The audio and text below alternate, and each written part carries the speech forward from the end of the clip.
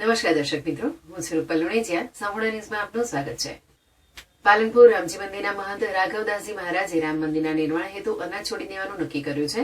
પાલનપુરના રામપુરા ચોકડી મેદાન ખાતે સોમવારથી રામકથાનો પ્રારંભ થયો છે, જ્યાં કંથીરે હનુમાનના મહંત ક્ષિપ્રાગીરીજી મહારાજ દ્વારા કથાનું રસપાન કરાવવામાં આવી રહ્યું છે.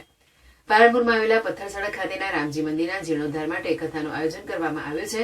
અંદાજિત 11 કરોડના ખર્ચે નવા રામજી મંદિરનો જીર્ણોદ્ધાર કરાશે. તેવામાં રામજી મંદિરના મહંત રાઘવદાસજી મહારાજે જીર્ણોદ્ધારનું કામ પૂરું ન થાય ત્યાં સુધી અન્નનો ત્યાગ કરવાનો સંકલ્પ કર્યો છે. આ અંગેની વિગતો આપતા શાસ્ત્રી હિરેનકુમાર વ્યાસે જણાવ્યું હતું કે રામકથાના પ્રથમ દિવસે રામજી મંદિરના મહંત રાઘવદાસજી મહારાજે સંકલ્પ કર્યો છે કે રામ મંદિરનું જલ્દીમાં જલ્દી નિર્માણ થાય તે હેતુથી અન્નનો આહાર નહીં લે. 11 કરોડના ખર્ચે પાલનપુરના નવા રામજી મંદિરનો જીર્ણોદ્ધાર થનાર છે.